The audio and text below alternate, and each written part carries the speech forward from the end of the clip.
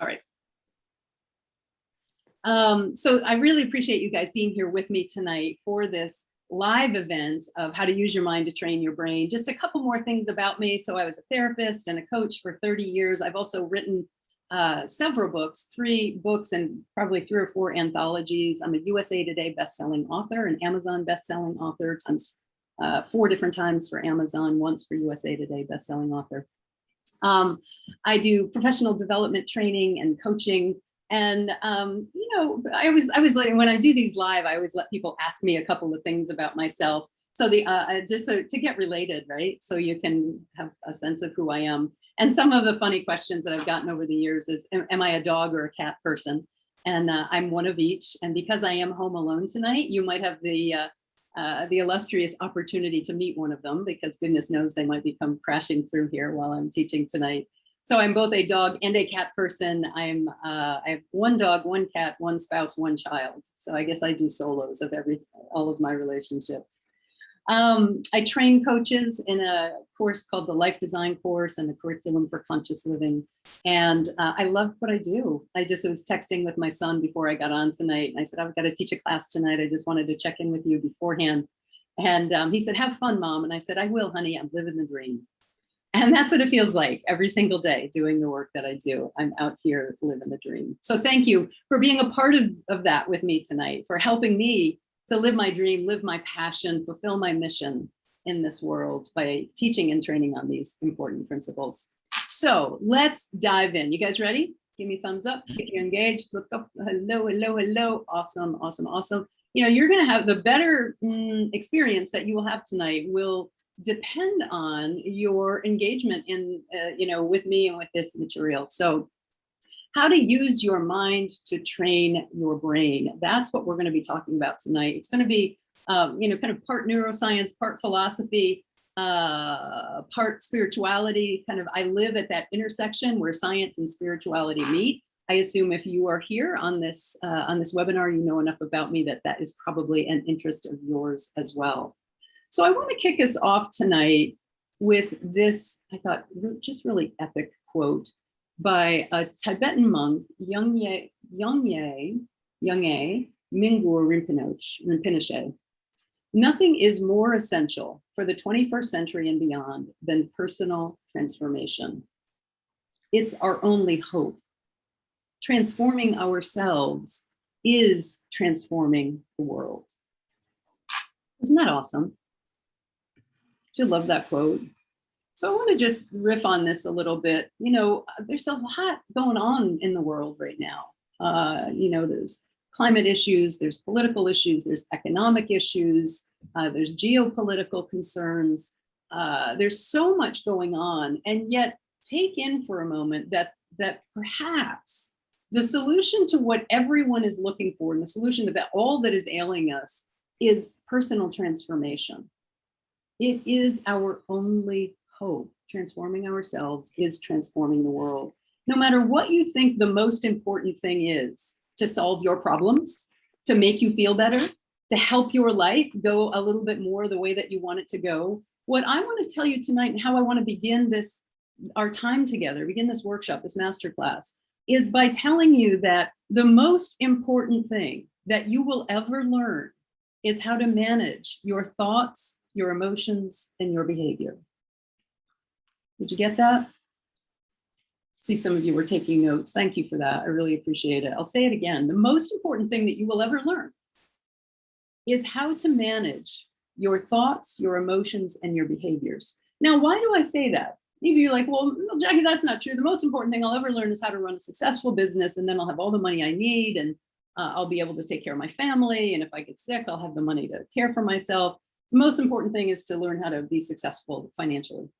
And I'd say, well, that's great. But if you learn how to be successful financially, but you can't manage your emotions and you're feeling stressed and end up, you know, drinking it all down, you know, into your stomach and liver, or snorting it all up your nose, or blowing up at your wife and kids, or not coming home to your husband and kids, or whatever, you know, yes, it's great to learn how to be successful in business. Yes, it's great to learn how to serve humanity.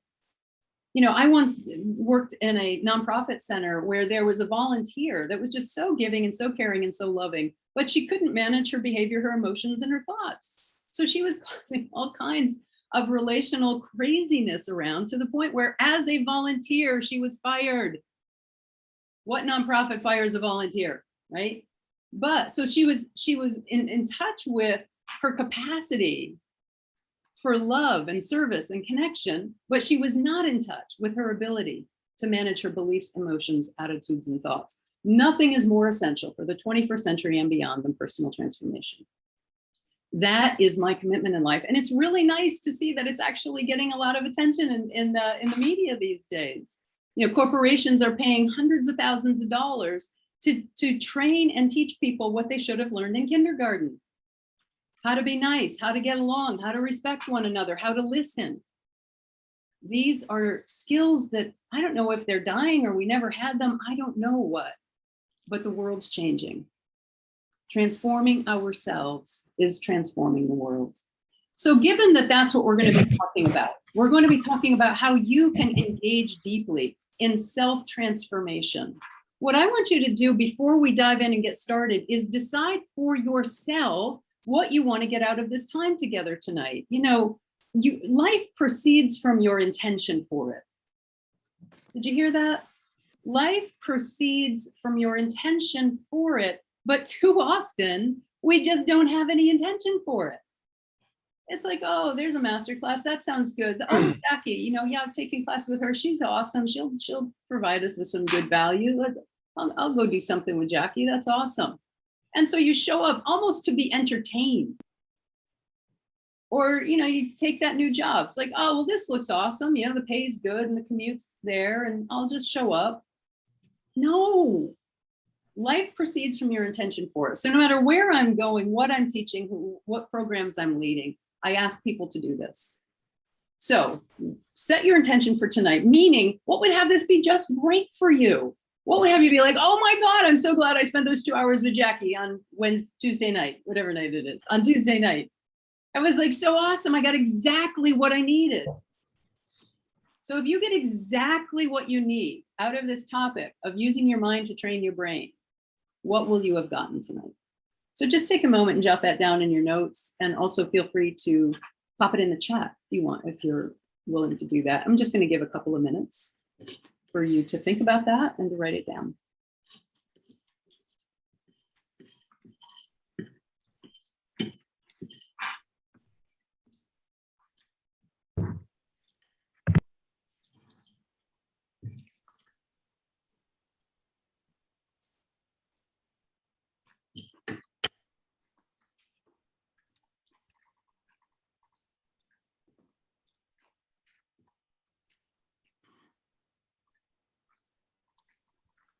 So while you're go ahead and doing that, Diksha, Lynette, Alex, Richard, oh, Richard, you don't have a camera. If you guys can turn on your cameras, that would be awesome. The more faces I see, the better the class is. So I know, and also the more you're on camera, the more engaged you will be in this experience together tonight. I don't want you to be a consumer of tonight's class. I want you to be a co-creator of tonight's class. Hi, Cindy Martin, good to see you, love. Good for being on camera. So it's live. It is live. I'm like here looking at you. Lynette, I just need to finish eating dinner. I'm here and fully present. Thank you, Lynette. I want to leave. So Sandy says, I want to leave here tonight with action tools to change my default thinking and to learn new thinking. You will absolutely do that. That's awesome. Bonnie, my intention to step up in my life and to let the pandemic lethargy go away. In other words, Bonnie, you need a little Jackie ass kicking tonight, right? And only how I can do. I'm happy to do that for you.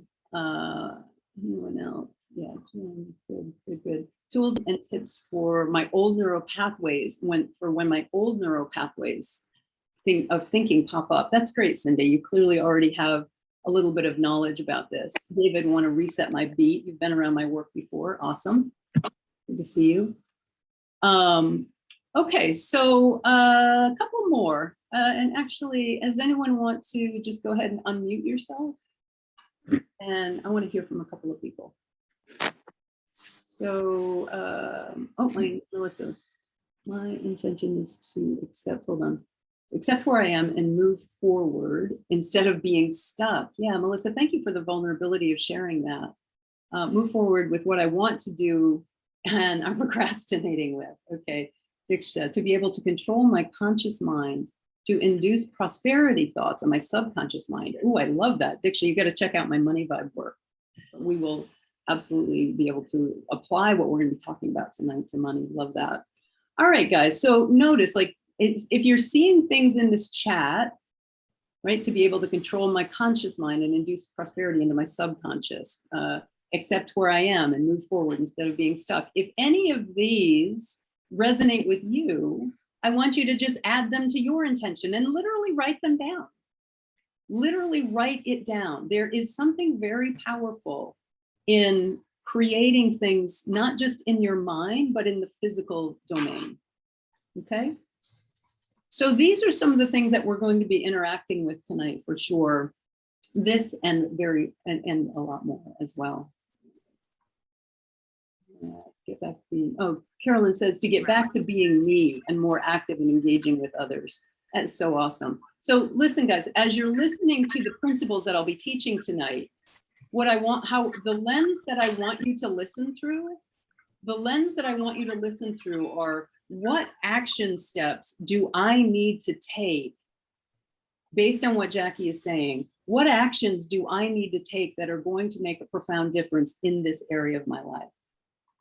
So getting off of the pandemic lethargy, getting back to being myself, stop procrastinating on it, changing my kind of low vibe thinking to higher vibe thinking, reset my beat, as David says, which we'll get to this later, but it's your beliefs, emotions, attitudes, and thoughts, a reset. So if those are the things that you want tonight, I want you to be listening specifically, because at the end of the webinar, I'm going to ask you what action steps you're going to take out of this time together. John says, my intention is to acquire a spiritual mindful roadmap to advance my personal and professional life. That's awesome, John. I love that. I'll see you in my life design course in January then. Because you know that's exactly what that course does. All right. Are you guys good with your intentions? I want you to just take a moment. I don't like to go too fast on these, so I hope you're not impatient, but I want you to just feel the vibratory energy of your intention. Take it into your heart chakra, release it up into your third eye and up into the crown chakra, 6 inches above your head. Really allow the vibration of that intention to be present for you as we continue our conversation. All right, let me go back here. Awesome. So you've set your intention. So I want to begin tonight by talking about how I want you to start understanding how you got here anyway. How'd you get to where you are? How'd this happen anyway, that your life looks the way that it looks and that you're having the experiences that you're having? How'd you get here anyway? Just take a moment, write that down. How did I get to where I am? The quality and condition of your current life is in direct proportion and directly related to the quality of the consciousness that you're living in. Your life got created out of the way that you think and perceive, and that is impacted by the context that you're in. So what do I mean by context? Context is the field or the container of something, right? It's what gives rise to something. And there's a context to everything. In fact, I go so far as to say the context of something defines how you experience it. It defines how you behave. You're like, what are you talking about? Well, let's just take this class, for example. We're here in a webinar, or imagine we're seated in a conference room. If we were in a professional development setting, how would you behave? You'd take notes, you'd sit at the table, you'd probably be in some type of business casual attire, right? Now imagine if, you'd raise your hand, you'd be polite, you wouldn't be up dancing on the tables. you wouldn't be all of a sudden deciding you're going to form a small group and play Frisbee. You wouldn't do that. Why? Because it's not the context. It's not the energetic field of a professional development seminar. Now, imagine a New Year's Eve party. At a New Year's Eve party, you may very well grab a group of friends and go play Frisbee. You may very well dance on tables. Why? Because it's the context. That's what the contextual field of that kind of an event would give rise to. Therefore, how you define, you are defined by the contextual field that you are in. Does anyone, have any questions about that? Nice, Candace, I like that. All right, anyone else have anything to say about that? Because it's very fundamental to where we're going from here. Context is key. So I think you understand this external context, but now let's take it toward the inner context of your life. You also have an inner world, an inner contextual field of energy that defines and is the parameters, the field, the external parameters of how you perceive life. You have a way that you perceive life. And if we were to pick you up and put you in some other culture, you wouldn't know how to perceive it, because your perceptual field is based on how you think, how you believe, how you feel, what attitudes you hold. All of that inner world gives rise to how you think and therefore what you do. So understanding how your life gets created. Your life gets created by the inner and outer contextual field that you're living in. And what I say in another one of my programs called Life Design is that most people are living in a default context. It's just by default. It's not bad. It's just like the one that shows up. It's like, oh, all right, I can live in that context. I can live in that. That's not, you're not even thinking through the lens of context. In fact, for those of you who are coaches, I think this is a major missing in the coaching field. Most coaches are not talking about context. And if you're not talking about context, you are missing a very fundamental element of how life gets created. So in order to use your mind to train your brain, to alter your experience in life, in order to change your experience in life, you have to examine and then change your inner world to create the conditions that you want in your outer world, but also just to create the conditions you want in your inner world. Because most people confuse circumstance with experience. Most people confuse circumstance with experience. From my default context, I feel stuck. Yeah, John, I got that. Candace says, my intention is to have total focus on my next step to transform my paradigm. I love that, Candace. Thank you for sharing that. Let's talk about lockdown. What did I miss? Yeah. Cultivate playfulness and gratitude. New 2 words for 2021. That's awesome. All right. Sorry, I was just checking the chat, seeing what you guys are saying. So most people confuse circumstance and experience. Do you have any idea what I mean by that? So I promise you, people come to me with all kinds of issues and problems and concerns. And I always tell people, I promise you, no matter what's happening in your life, you are always going to have circumstances, right? You're going to have circumstances. You're going to have bills to pay. You're going to have a job to go to. Oh, thank you, Maria. Yes, yes, yes. Somebody just asked for the live transcript to be turned on. Awesome. God, I should have turned that on before. I hope you're not deaf. If you're deaf and I didn't have that turned on, I apologize. So hopefully you can see me while I'm signing that to you. I have a lot of friends and people who follow me who are deaf, so sometimes I forget to go both ways. So back to this concept. So people come to me with all kinds of problems, all kinds of issues, all kinds of concerns in their lives. And I say to them, I can promise you this, you will always have circumstances. Whether or not you have a problem is up to you.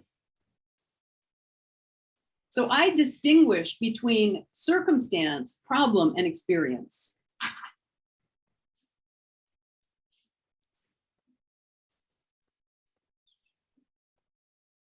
So circumstances are just the external events of your life. And experience is what you create out of it, what you say about it. They are not the same thing.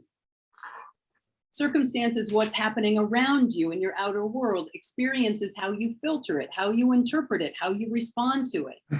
Experience is your internal world. And I'm here to tell you tonight that mastering your inner world, mastering your inner experience, is the key to your personal transformation. Learning to master life and creating the external conditions that you desire are what personal transformation is all about, right? Lynette says circumstances don't have to determine our experience, right? Your circumstances are just your circumstances. I want you to write this down. Everyone has circumstances. Whether or not you have problems is up to you. And all of that depends on how you are using your mind and your brain. Okay?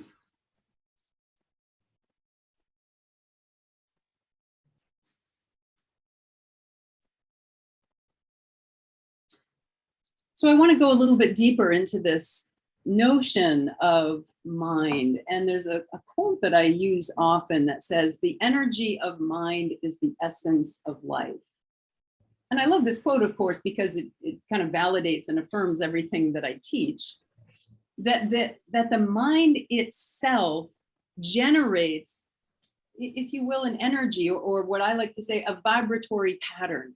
Your mind, the way you think, the way you feel, both of those things generate an energy. And that energy, the energy of your mind, is the essence of the life that you have.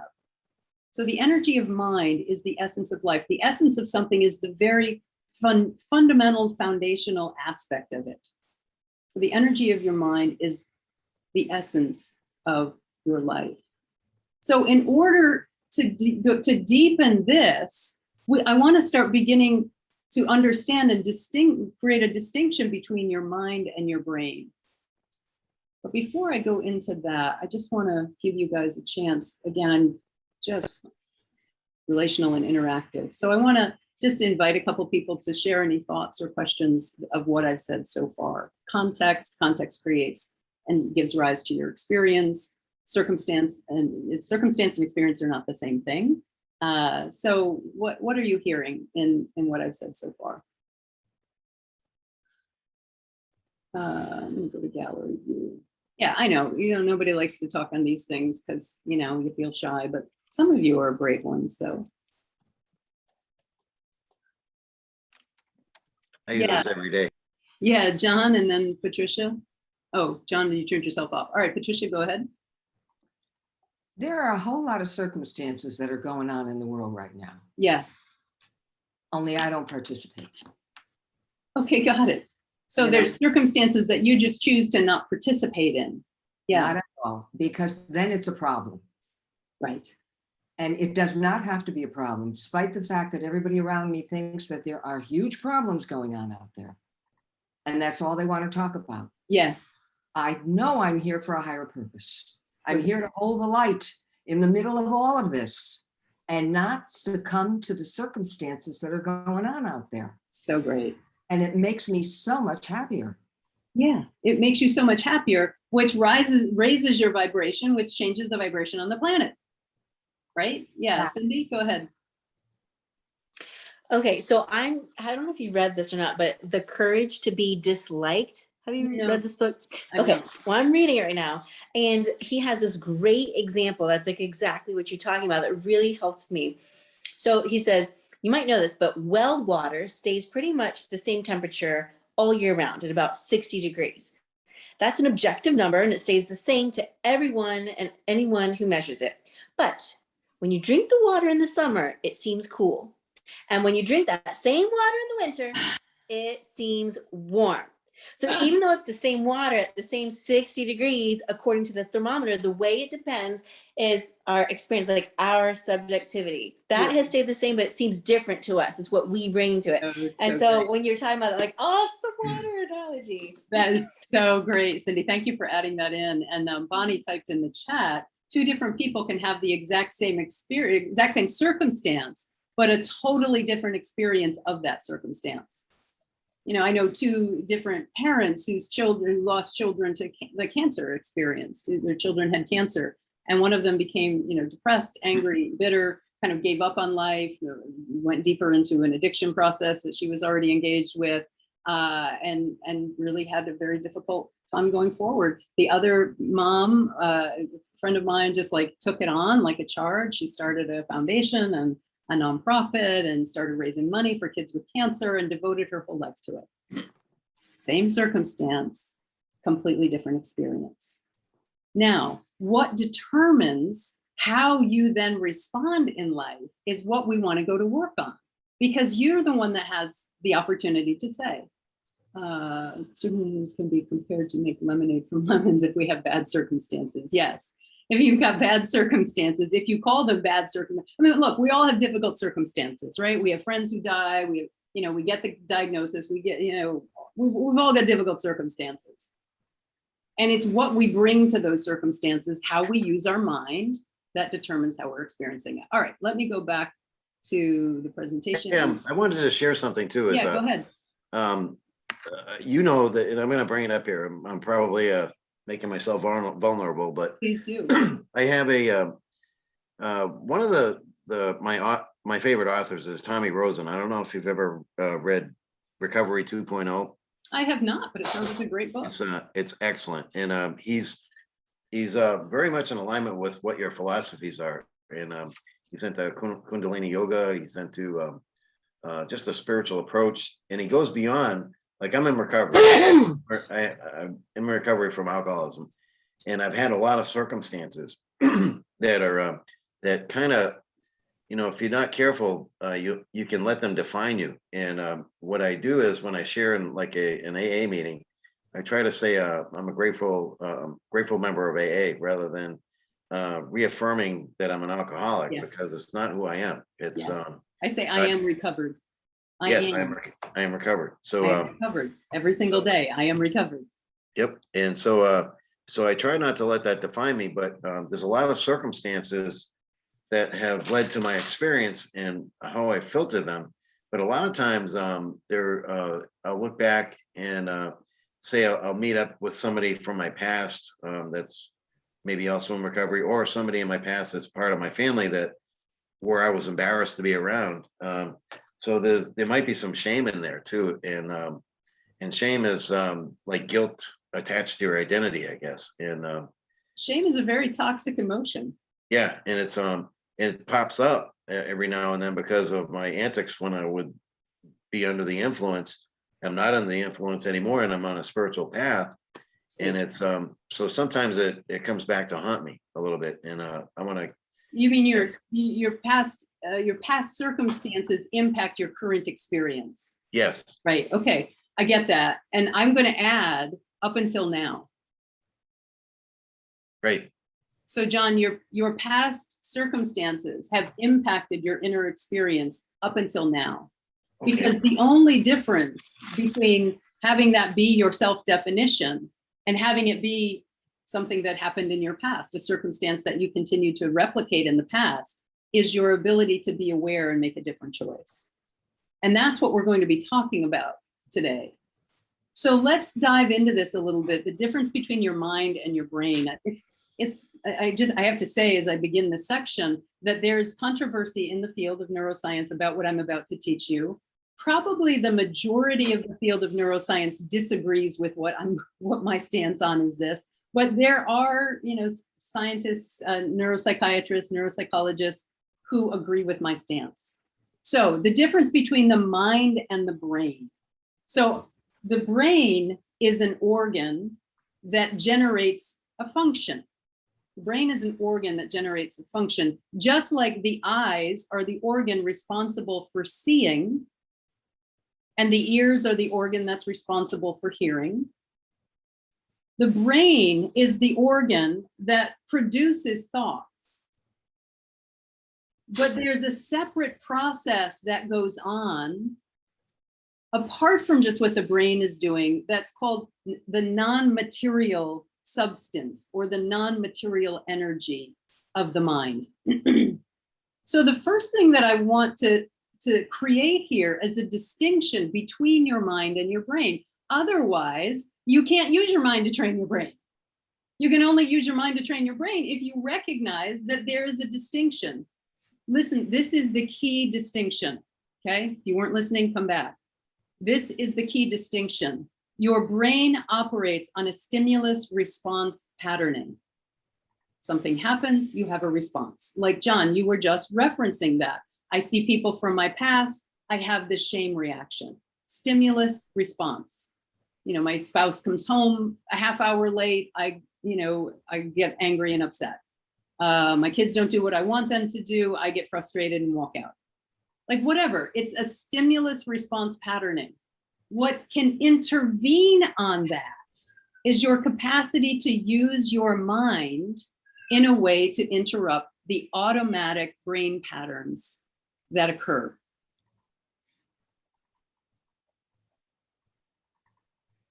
Jeff said the temperature of the earth is how a Nebraska farmer harvests fruit all through the winter. I don't know what that means. You'll have to say another sentence, Jeff, for me to understand that. I lost you. Okay, so do you understand this distinction? So you can use your mind to train your brain through the capacity to generate the thoughts, to generate an inner dialogue, to generate an experience that you want to have. So again, just using a personal example. So I'm going to this gig next week in the Seychelles, which is off the coast of East Africa, presenting a mindfulness and meditation retreat to 80 Iranian CEOs, most of whom are billionaires, most of whom don't speak English. Let's just say, for those of you who know me, this is not my usual gig. Right? I do a lot of professional development training. I speak at Unity churches, CSL churches around the United States. And I've done some international work. I've had that blessed opportunity, but let's just say this is not my usual gig. So stimulus response patterning, my brain's automatic responses, who am I? What am I going to do? Are they going to like me? I'm not good enough for this gig. It's going to be more than I can, whatever. Anxious, uncertain, unconfident, automatic stimulus response. And what is the stimulus? Because all of you have this. The stimulus is something unfamiliar to you, something new, something out of the ordinary, something that's beyond what you've experienced before, something that's challenging you. And it can be anything. It can be a new job, it can be a new relationship, it can be a new idea.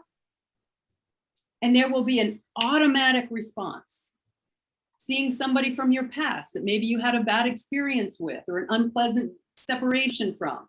You see that person, you have an immediate response. That's the brain. The brain is the central locator of the central nervous system. And there's so much. The brain is the most complex organism in the universe. So much that's going on. And it's so exciting to live at a time that, we can actually, neuroscience is understanding so much more about the brain.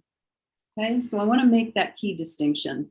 I love this quote, many of you have heard it before, from Nikola Tesla.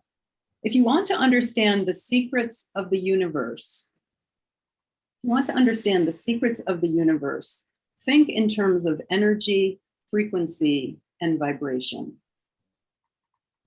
Now, what I love about this quote is that Nikola Tesla did not say, let me just back up, I'm sorry. Nikola Tesla was an American-Croatian electrical engineer. That's like what he did for a living. He was an electrical engineer. And he didn't say, if you want to understand the secrets of electricity, think in terms of energy, frequency, and vibration. That would make sense. He's an electrical engineer and he's thinking about electricity. No, he didn't say that. He said, if you want to understand the secrets of the universe, think in terms of energy, frequency, and vibration. In fact, if you use a scriptural reference, the very first beginning of the Bible, in the beginning was the Word. That word can also be interpreted as vibration. In the beginning, there was vibration. And the reason that I love this quote so much is that it really supports my definition of consciousness. So how to use your mind to train your brain. The link between your mind and your brain is your consciousness. So let's talk a little bit about that.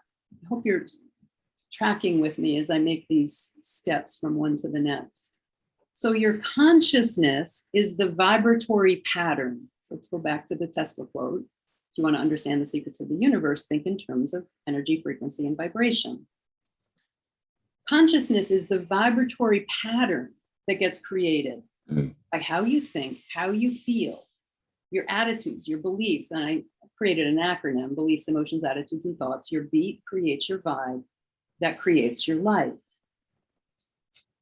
This, and again, I just want to say a couple things about this. I hosted this fall this fall I hosted a Conscious Living Summit.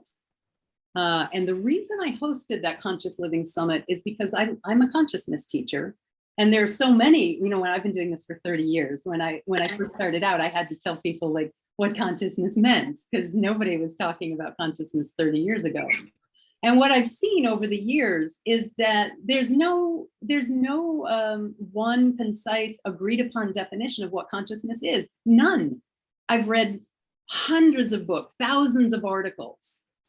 There's some overlap, but there is no consensual agreement in this field of what consciousness is. And on the one hand, I was a little disheartened by that. And on the other hand, it completely emboldened me to say, like, well, if there's no real definition of it, I'll just make mine up. And this is made up. It is my definition of it. And it is made up based on, tons and tons of research. In fact, a couple of years ago in the Scientific American magazine, there was an article published that said, the hippies were right. It is all about your vibe. So my theory is that your consciousness is the vibratory pattern that gets created by how you think and feel, your inner world, and that creates the energetic matrix that you live in. And it's that vibratory pattern, that energy and matrix, that connects you with the outer matrix that life is. Life is an energy and vibration. Life itself is energy and vibration. So have you ever noticed that people who have similar inner world of belief, emotion, attitude, and thought kind of gravitate toward one another? Let's just take the political landscape. So you've got kind of these red and blue states. And even within, say, a red state, there are blue pockets. In Texas, there's Austin.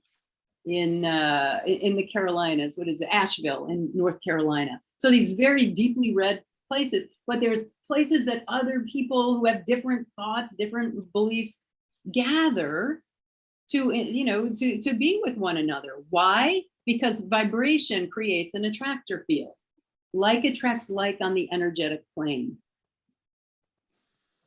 So your vibration of inner world of belief, emotion, attitude, and thought goes out into the world and connects with people and events and circumstances around you. So that's what happens when you walk into a party. Maybe you don't know anybody, or you just know a few people, and you look across the room and you see one dude and you're like, man, I'm not too sure about him. I don't like his vibe. And then you walk in another room and see somebody else and you're like, yeah, I really dig him. He looks like a really great guy. And you don't know anything about them. That's vibration.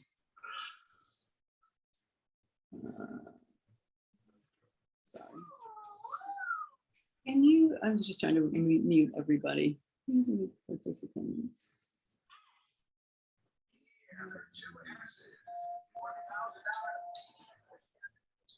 No, that's the problem. Sorry.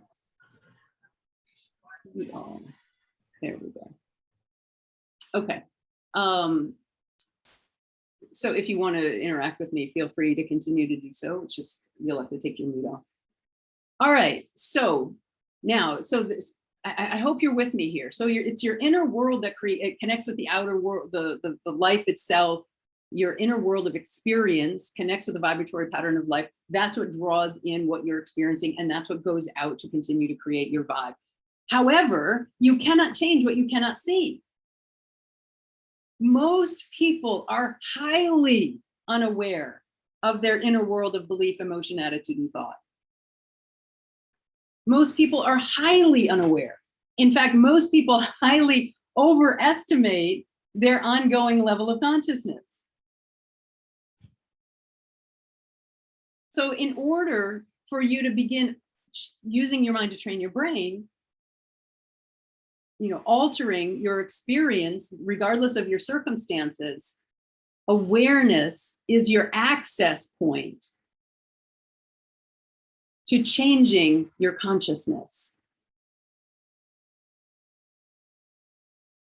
Awareness is your access point to changing your consciousness. Without being deeply aware of what's happening in your inner world, you cannot change your outer world, nor your inner world.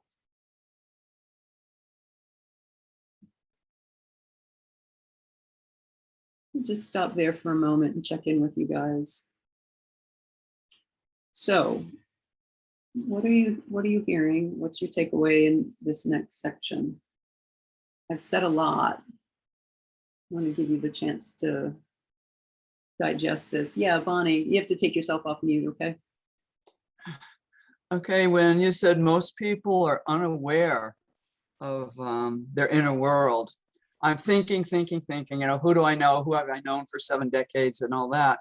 And I said, oh my gosh, how many people in my life say, what's real is what's on the outside? Yeah. And I feel like, frankly, my former husband said, you live on another planet, Bonnie. You're from somewhere else. Because for me, the inner world is very, very real. Yeah. More real than, oh, I just hit myself. But most people, and I'm finally getting the word most and saying, maybe what you just said is pretty close to truth. Because if I reflect, who's my posse that actually believes the inner world is very, very important? I cried when I finally found the biography of William Butler Yeats, because he believed in devas and the other world around him. And I had been into a scientific career, if you want to put it that way, as an engineering kind of person. And I started reading the biography and I just cried. I said, I know, that's right. So great. I'm beginning to accept most. That's good. Let's now transform And it. it's definitely changing, but let's just say that in my experience, what I see is that most people highly overestimate their current and evolving level of consciousness, right? And their level of awareness. Are you okay? Everything all right? You look a little upset. What do you mean I look upset? I'm not upset. that kind of thing. So my point here is that without, and I want to say that not just awareness, I want to say moment to moment awareness. Moment to moment awareness. Like, let me just ask you, what are you aware of right now? Like right now, in this now moment, what are you aware of?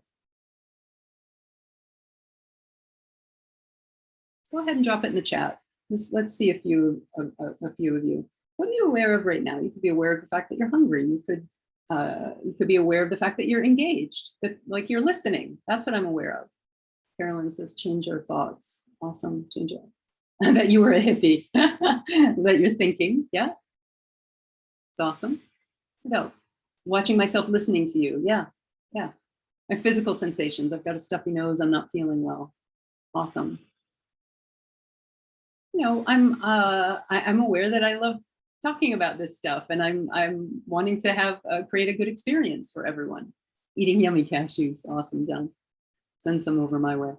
Right. So what are you aware of even right now, moment to moment to moment?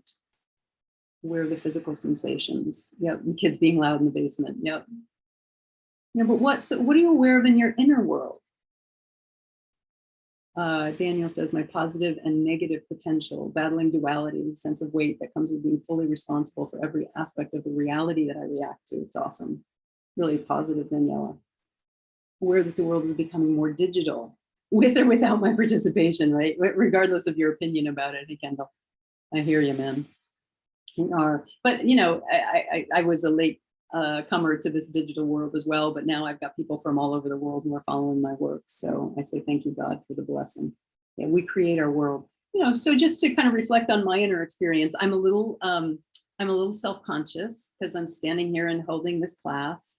I like my workshops to be really interactive and less didactic. And the webinar format kind of calls for a didactic space that puts me out of my comfort zone. So I'm aware of feeling a little uncomfortable. That's what I mean in moment-to-moment awareness. So I can choose in this now moment to empower that feeling of being a little uncomfortable. And then I would be like, oh, I'm not doing that again. Right? Or even if I'm unaware of that thought and that feeling, I am kind of uncomfortable. I don't like doing didactic. I want people to be in the room and hug and laugh. And that's what I like. Right. So if I was empowering that thought, or if I was unaware of that thought, chances are I wouldn't do this again. But guess what? I'm not going to empower that thought. In fact, I have these scheduled every month. I'm going to be doing a webinar on a different topic every month between now and next August, August of 2022. I just wrote the entire schedule and the outlines for them. So if anybody has a topic you'd like me to cover, by the way, I'd be happy to alter it and address some topics that you guys would like. So I'm not going to empower that thought. There, see what I mean? If you're not aware of the thoughts and emotions, you've got no power over it. In fact, that very thought kept me from being late to the digital transformation. I've been a spiritual teacher and consciousness teacher for 15 years in this space, and just really embraced the digital format with COVID.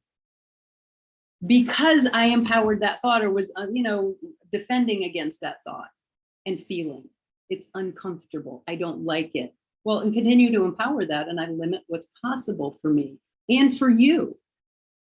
Because I didn't empower that thought tonight, we get to be here and have this time together. Thank you, Cindy. That's really sweet. All right, you get my point. Let's go back.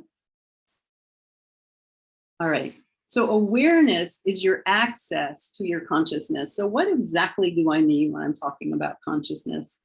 Many of you are students of mine and have seen this before. Some of you are new to it, but this is, again, like I said, there's no consensus in the field of consciousness studies what consciousness is, okay?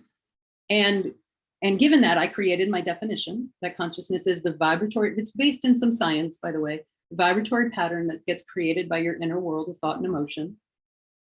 And there are ways in which through our evolutionary growth and development that we rise and fall in consciousness, depending on our ability to use our mind to train our brain. So I've created a model that just shows these 4 levels. I'll just reference, there are a few other speakers that influence my thinking. One was Dr. David Hawkins. His model has 17 levels. Dr. Bruce Schneider, his model has 7 levels. Ken Wilber, whose model has 10 levels. I found all of those when I was teaching them publicly. I started with Dr. Hawkins' model, 17 levels, trying to teach that in a workshop. People's eyes glaze over. It's too much to take in. So kind of for your average, run-of-the-mill spirituality and science geek, I wanted to simplify some of these multi-level models. So I see that we kind of move through these levels of survival consciousness, stress consciousness, transformation, and transcendence. And fundamentally, at the lower 2 levels, your experience of life is, man, it's hard. It's just hard, man. Life is hard. Any of you had that feeling or thought in the last day, in the last hour? Like, damn, it's just hard. And the only difference is that at the very bottom, at survival consciousness, it's just hard, and I'm just like, screw it, man. It's hard, and screw it. Anybody who's been an addict has said that at least 1,000 times. It's just too hard, just screw it. I'm peace out. I'm not doing this. And it's filled with apathy and resignation. And often it is also filled, if you see in that centerpiece, it's a little bit small on the screen, it says fully outer, right over the arrow on the orange circle. It says fully outer. So at the lowest level of consciousness, it's like, damn, it's hard. Never mind, I'm out and it's your fault.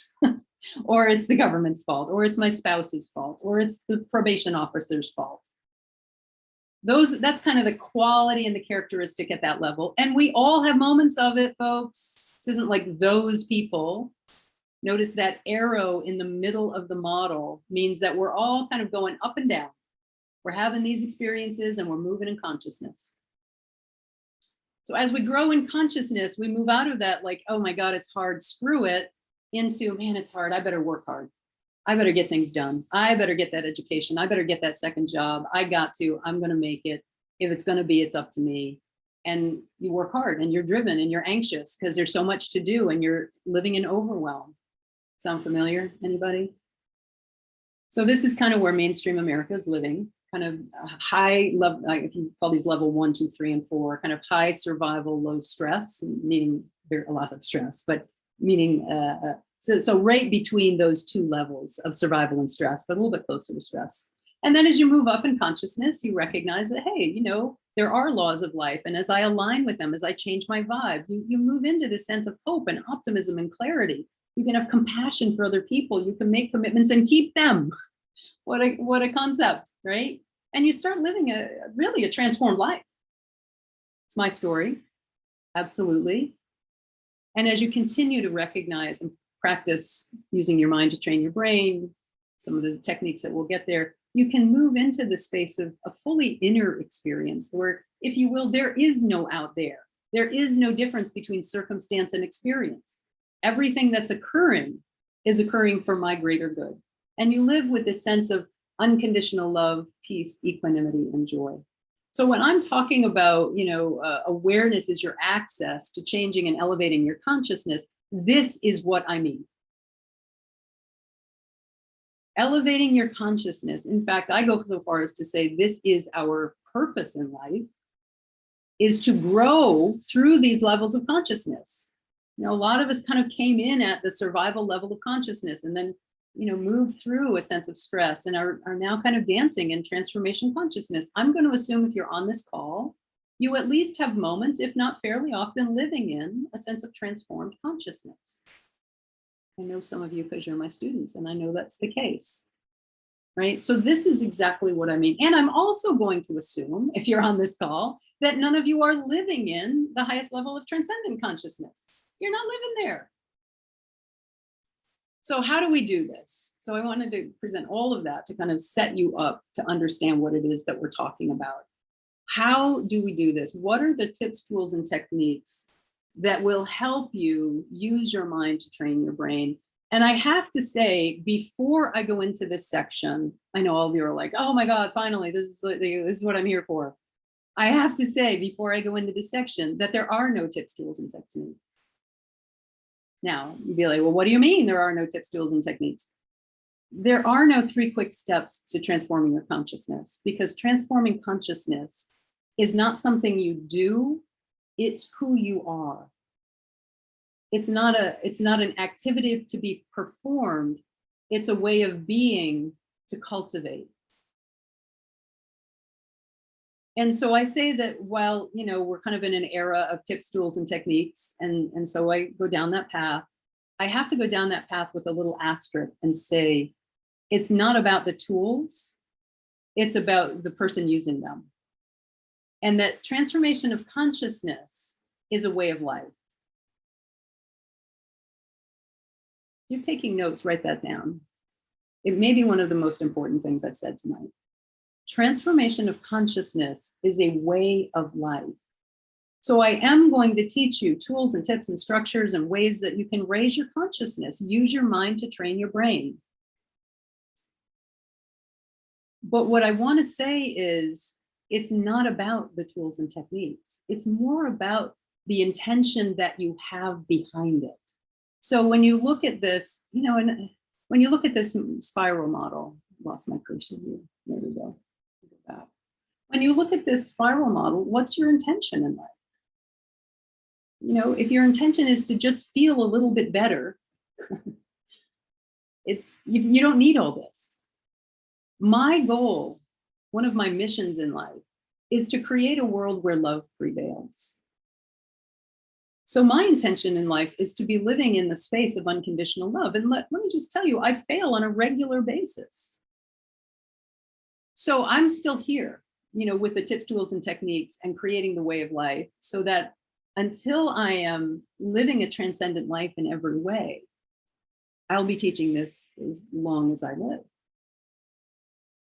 So there are no, secrets to changing your inner world. There are ways that we can learn. And the more that I guess I will say this on the positive side of the tips, tools, and techniques, the more that you use them, it does make the way of being easier. If you reduce your depressive thoughts and feelings, your vibe will raise. If you reduce your stress, your inner sense of stress, regardless of your outer conditions, it will raise your vibe. So using it, it's kind of a reciprocal feedback loop, that the more you do these tools and techniques, the more your vibe raises. The more your vibe raises, the easier it is to employ these techniques. The techniques are simple, but they're not easy.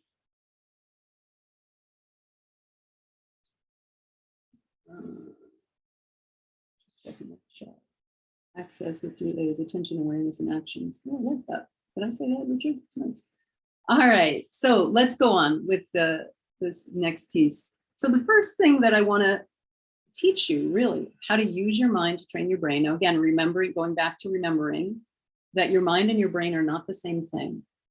And from a spiritual perspective, I reference mind as being, if you will, the one mind, the mind of God that you connect with, your higher self, that part of you that is more loving, more compassionate, more nurturing. So being able to use your higher mind to talk back to the automatic organ function of the brain. Did you follow that? Use your higher mind to talk back to the organ function, the functioning brain. When you do that consistently over time, what happens is what's called self-directed neuroplasticity. Self-directed means you are talking back to an automatic process. God, I feel like this is so difficult to digest. I hope I'm making this simple enough. Right? So self-directed means you are talking back to your brain. Your brain has automatic patterning in it through years and years and years, and perhaps even lifetimes, right? Because you are part of the human evolution. Your brain is where we are now in human evolution. So the self-directed part means your higher mind talks back to the automatic function, the automatic anxiety, fear, jealousy, reactivity of the brain. Your brain is not designed for you to thrive. It's designed for your safety. It's designed for your survival. So the automaticity of the brain, the automaticity of the ego and the brain will always be careful, look out, make sure it's okay. Are you really sure you want to do that? Or on the other side, yeah, go ahead, you can do that because you've had a hard day. It will use some kind of rationalization or justification to meet a need. So self-directed neuroplasticity simply means that as you direct your brain by talking back to it, your brain literally rewires itself. Your brain structure changes. Okay, you guys with me? So let me give you a couple real life examples of this. One of them I just read last week. I taught this in my Money Vibe class last week. You guys will remember this, my students who are on here. There was a study that recently released in the UK of London cab drivers. And the study found that one of the hardest tests in all of London for anybody to pass, it's not the CPA test or some attorney's test or even a medical exam. It is the London Streets cab test that they have to memorize, something like 500 or 800 different streets all across London, and they have to know their way around London like that. They can't have to rely, I don't know why, they can't rely on GPS. It's part of their cultural heritage. And so some neuroscientists found that interesting, and they studied the brains of cab drivers. And what they found is that their frontal lobes, where memory is stored, was bigger and thicker than the frontal lobes of people who are not cab drivers. So how they were using their brain, studying hard, learning the maps, knowing their geospatial intelligence was off the charts because they engaged their brain in that way. If you use your brain in a certain way, it will improve your memory. In fact, it was an article, I think it was about Alzheimer's disease. And they're saying if you want to help yourself, keep your brain young, stop using Waze, stop using a GPS. Start learning the routes rather than memorizing the routes rather than relying on your GPS. Anyway, so you see what I'm saying? How you direct your brain is a way that it literally not only changes the function of your brain, but the structure of your brain. Fascinating to me, guys. If you're not blown away by some of this data, you're just not paying attention. You can literally change how your brain functions by how you use it. Another example, the rock climber Alex Hanald, who scaled the 3,000 sheer foot El Capitan. He's a free climber. So he's a rock climber, but he climbs without ropes. And he did this incredible 3,000 foot scaling. He practiced it for years. Most climbers, it takes them 2 days with ropes to scale that rock face. He did it in 4 hours with no ropes. So of course it got everyone's attention. He was a world phenom. There was a movie made about him. And some neuroscientists also wanted to study his brain. And when they studied Alex Hanald's brain, what they found is the fear and emotion center of his brain, called the amygdala, was physically smaller than the average person's amygdala. To which the scientists said, there you go. He's able to do these, death-defying things because he has a smaller amygdala.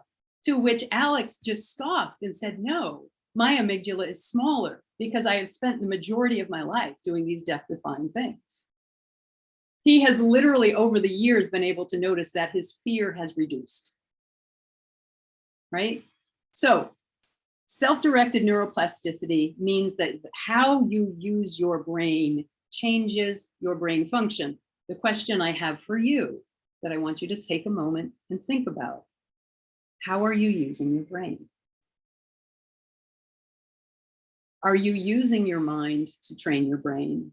Or are you simply engaged in what's called the default mode network, just the yama, yama, yama, yama, yama, yama mind, letting it do whatever it does? And even worse, I'll go a step further, not only just letting your brain do whatever it does, unconditioned consciousness, but then believing what it says. How many of you are willing to say you're guilty of that? That you believe your thoughts? That you think your thoughts are true? Yeah, of course you do. They're your thoughts. I'm here to tell you tonight, and this is going to save you a lot of personal suffering. Your thoughts are not true. They're just your thoughts. They're just your thoughts. They're not like some capital T truth. They're just your thoughts. Does anyone want to push back on that or say anything about that?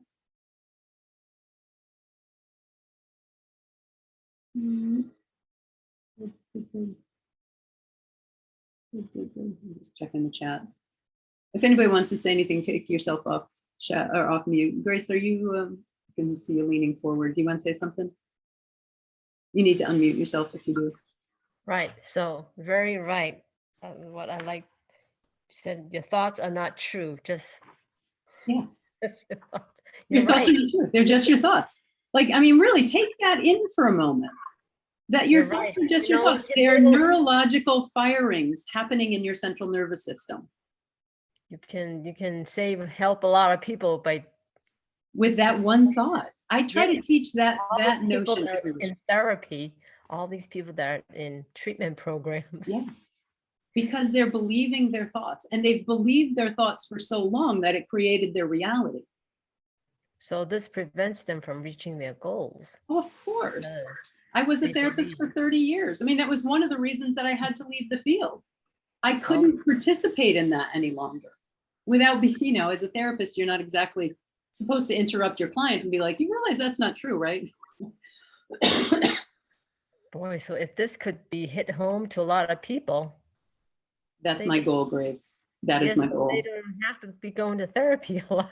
That, you know, I mean, I do think that, so I was in therapy for years, Grace. We haven't met before, but some of my background is a little bit colorful. I was pretty much a hot mess for most of my adult life. I was clinically depressed and diagnosed with clinical depression, adult ADHD, post-traumatic stress disorder, borderline personality disorder. There was anxiety disorder. I had so many psychiatric diagnoses back in my 20s that a clinician literally wrote an article about me. Like, that's how much of a hot mess I was. To overcome it. Yeah, so how I overcame it is doing exactly what I'm teaching to you people. Use your mind to train your brain. I mean, and so, but therapy was a big part of that in the early stages. I do think that there has to be a certain amount of psychological wellness in order to use the principles that I'm talking about. Although I'll tell you, I would find it very interesting. There's a great book called You Are Not Your Brain that was written by Dr. Jeffrey Schwartz. And he uses these principles with people who have moderate to severe obsessive compulsive disorder. So they have a psychiatric condition, but they're able to use these same steps that I'm going to talk about a little bit later. But this concept that you are not your brain, that your brain has misfirings, it has automatic responses. I really want you to understand this, the automaticity, and think about it for yourself. Like John's example, I see people from my past and I feel a sense of shame. Automatic. We all have that.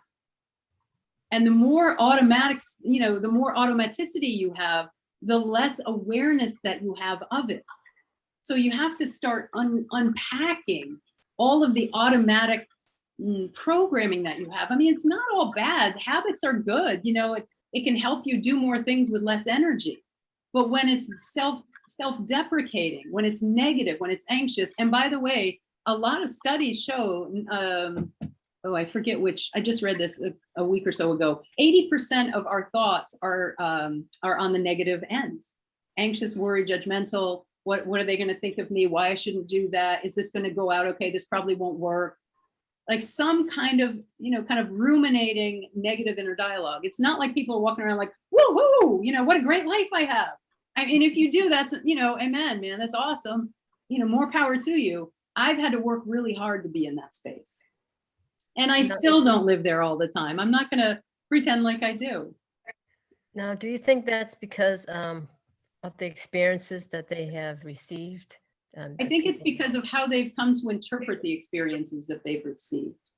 So Right. I have, you know, in my background, alcoholic parents and physical abuse and sexual abuse and domestic violence. I have all kinds of that in my own background. But I've been able to come to a point where I don't give those experiences the power. I give my higher self the power.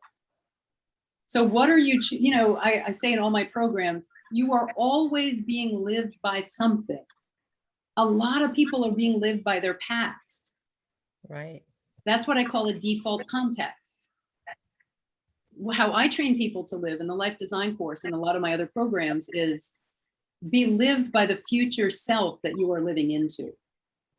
So I'm already enlightened. I'm already, I mean, I was going to say a millionaire, but I am actually a millionaire. These principles took me from homeless to 7 figures. Wow. These principles took me from homeless to 7 figures. They took me from depressed and battered to the most happily married person that I know. No longer on any medications. Keep your medications if you're on them. Don't, you know. So self-directed neuroplasticity is the science that says you can use your higher mind to train the automatic responses of your brain. One of the best paths forward to do that is meditation and mindfulness. But I want to say to you, and this is super important, not like I needed to tell you that, right? That meditation and mindfulness is one of the best avenues of helping you be more aware, be more present, raise your consciousness, raise your vibe, raise your happiness level, increase your frontal lobe, the depth and thickness of your frontal lobe. It helps reduce how quickly you're aging. meditation and mindfulness. However, again, I've been in the space a long time. I've taught lots and lots of people how to do meditation. And 9 times out of 10, when I begin talking about meditation or teaching a meditation class, what people say to me is, oh, I tried that, but I just can't meditate. I tried that before, but I just can't quiet my mind. How many of you are in that space? How many of you are in that space? You're like, I just can't quiet my mind. And you're willing to tell the truth about it. Yeah. Oh, anybody? Nobody's raising your hand. Well, I can't quiet my mind, but I still meditate. I can't quiet my mind, but I still meditate. Good, good. I love that, Lynette. So I've heard that from lots and lots of people. And here's what I want to tell you tonight. Meditation is not designed to quiet your mind. It is designed for you to observe and get to know what your mind is doing. Meditation is not designed for you to just sit in this blissful inner silence. Maybe later on, sure, I'm not going to say that's never a goal of meditation, but for the novice meditator, for the person who sees all these, podcasts and books and magazines saying how great it is to be mindful and mindfulness-based stress reduction, and what am I missing because I've tried it before and I can't quiet my mind. Exactly. That's the point. What meditation will do in the early phases for you is make you really, really present and aware of what your mind is doing. So using meditation, any form of meditation, I personally use transcendental meditation or TM, but you can use mindfulness-based meditations. You can literally just sit and count your breath. You can just count your breath. You can put on a nice calming audio tape and do sound meditation. And when your mind wanders off, you go back to that sound. You can use a candle, light a candle in front of you and just stare into the candle. And when your mind wanders off, come back to the candle. So it doesn't matter what form of meditation, but meditation and mindfulness strengthens your frontal lobes, improves your memory, and reduces your stress, reduces your anxiety. I even read in one book on TM that people who are TM practitioners make more money. Go figure. Okay. So again, I just want to make the connection here. Why am I talking about meditation and mindfulness? Because that's one of the ways that you use your mind to train your brain. If your mind is saying like, oh yeah, I'd love to be a meditator, but I can't meditate. That's how you're using your mind. That's the automatic response to having had a difficult experience with meditation when maybe you didn't understand that the goal wasn't to sit there and your mind goes quiet. So how do you use your mind? You say, oh, I'm going to sit in meditation. Hey, I read in a magazine, Center for Spiritual Living magazine a few months ago, that even 1 minute of meditation several times throughout the day is enough to give you some of those benefits. 1 minute of meditation several times a day. So rather than saying, oh, I tried that, I can't do it, automatic response to a difficult experience, right? You with me, guys? Rather than saying, oh, I tried that, but I can't do it, which is an automatic response to a difficult experience, you say, oh, I'm going to try that again. Jackie said 1 minute several times a day. Well, I can do that. I'm going to do that again. Why? Because the science is clear. Meditators are happier, less stressed, more productive people with better memories. Who doesn't want a little of that? Okay, it's a way to use your mind to train your brain. The next one, and this is, again, very much based in science. I wrote this and came up with it, but then as I researched it, I found that there's a lot of scientific evidence for this. In fact, it's in Dr. Jeffrey Schwartz's book, You're Not Your Brain. He's got 4 steps, I've got 3. But I teach something called the 3 C's formula for how to use your mind to train your brain. And the first of those 3 C's is to catch it. Like, use awareness, notice the thought, catch the thought. Lynette said Insight Timer is a great meditation app. Thank you, Lynette. That's really helpful. So the 3 C's, the first one is to catch the thought. Oh, there it is again. Or catch the feeling. Going back to John's example, somebody walks in a room or walks by that he knows from his past. He might feel just like that energy kind of shrinking or that sense of wanting to avoid them. You catch it. You catch the feeling. You catch the thought. You practice self-observation. That's the first step. You cannot do any of this without awareness. The second step is that you challenge it. You actually, like, really? Is that what you want to be thinking? Is that going to give you the experience of life that you want? Is that even true? Is that thought true? Is that feeling how I want to feel? Is that the highest and best that I can bring to this moment? Notice these are all questions. So what am I doing? I'm using my mind to talk back to the automatic response of my brain. Is that what you want to experience? So the second C is challenge it. First C is catch it. Second C is challenge it. Just pay attention. Be like, God, I'm a little, my inner voice of my higher mind is sometimes a little snarky. So I sometimes say things like, for God's sakes, you've been saying that since you were 12 years old. Can't you do any better than that? Like, really? Is that what you want your life to be about?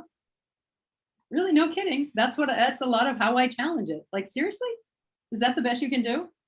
So I'm a little snarky, so if you're, don't feel like it has to look any certain way. Maybe when you just heard that from me, you were a little taken aback, like, oh my gosh, why are you so mean to yourself? Look, I'm just snarky.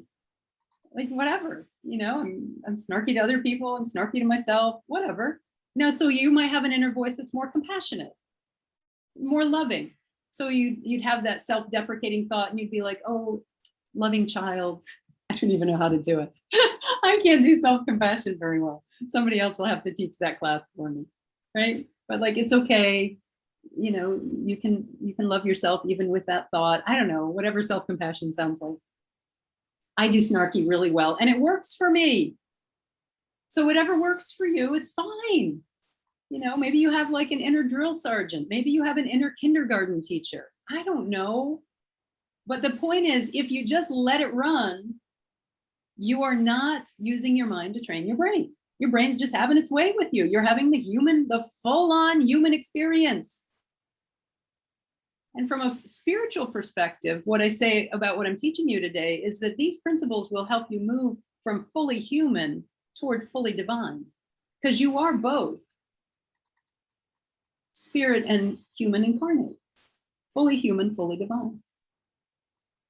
So this is what I want you to start thinking about. Like, your ability to transform your inner world, to me, is a spiritual practice.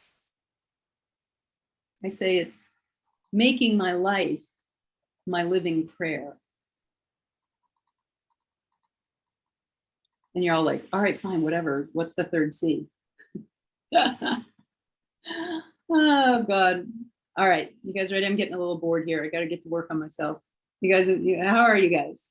Yeah, Lynette's smiling at me. I love that. Sandy's okay. David's shaking his head. He's like, all right, come on, let's go. All right, cool. Third C. David, do you remember what it is? Catch it, challenge it. Change it. There we go. Thank you, Lynette. So the third C is you freaking change it, man. What are we doing all this for? We're not doing all this for you to be racked around with those anxious, low vibe thoughts, complaining that the world will not devote itself to making you happy. I promise you, the world is not going to devote itself to making you happy.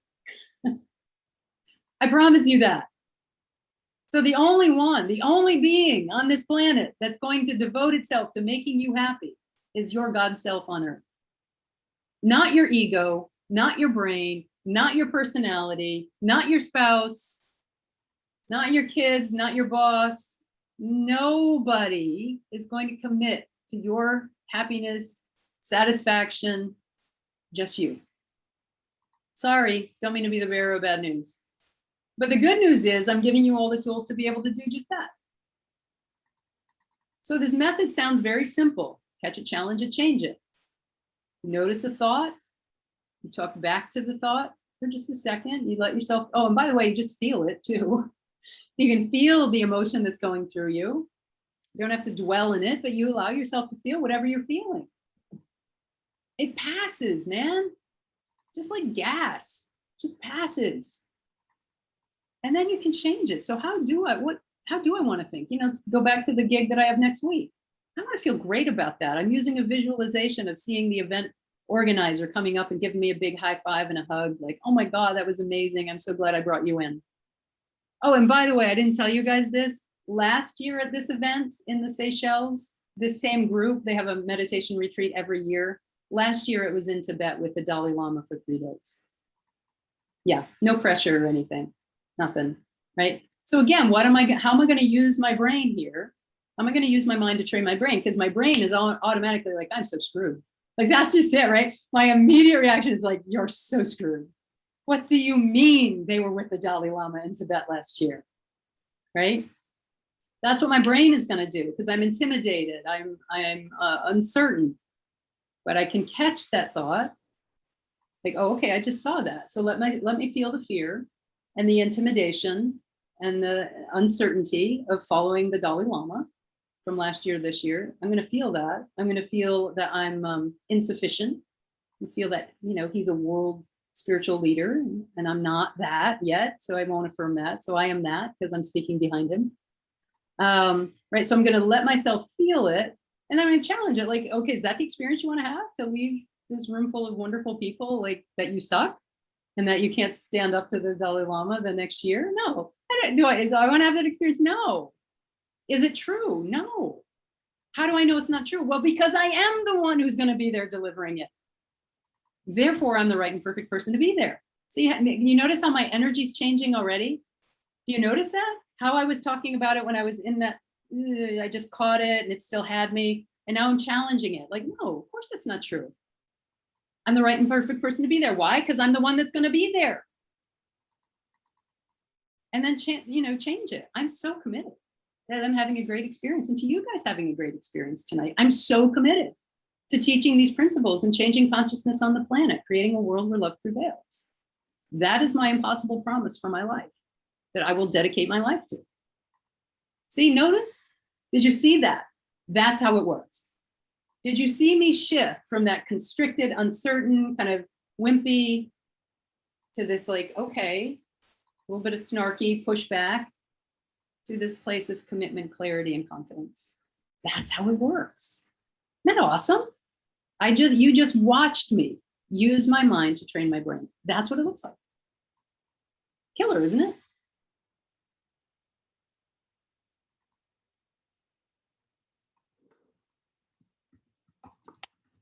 I want to go into this next one. Some of you, again, who are my students know this work, but a lot of people say you need to use affirmations to raise your consciousness. And I say, well, maybe. But what I find is that a lot of people that want to use affirmations to change their consciousness just don't believe them. They don't resonate with, they don't have the same vibe. You, the Dalai Lama, the Iranian CEO, is one of us, we're all one. Thank you, Bonnie, that's beautiful. Can you do more of that? Can I do more of what, Patricia? You're off mute, honey, you can just answer me. There's a bit of both going on here. Some of it is more complicated. And then other things you are making very simple. Okay. Okay. So I'm just saying do more of the simple. More of the simple. Good. Thank you. That's really, really good coaching and feedback. I do need to keep it simple. So one of the things about affirmations that is a problem, and people have literally come to me and said, Jackie, why don't my affirmations work for me? Well, if you're doing affirmations in a vibratory field in your consciousness, if your consciousness is not resonating with it, you're basically just parroting notions, because it's not about the words, it's about the vibration. So if you're saying the words, but the vibrational quality is not resonant with it, it just goes into the sea of nothingness. It doesn't connect with the matrix of life itself. So, take an affirmation like, well, I'll give you one that I've used for years. I have a little jingle that I sing, and it's, I am happy, healthy, wealthy, healed, and whole. I am happy, healthy, wealthy, healed, and whole. I am happy, I am healthy, I am healed, I am whole. I am happy, healthy, wealthy, healed, and whole. So I have sang that little jingle. I made that up many, many years ago. And when I first made that up, that affirmation, it wasn't a jingle at first. was an affirmation I think I got from a book. And I was depressed and on medication and, just not literally months out of a battering relationship. And my life was, I had no money. And somebody's telling me to say this affirmation. And I was just like, yeah, and what was in my consciousness was, this is such bullshit.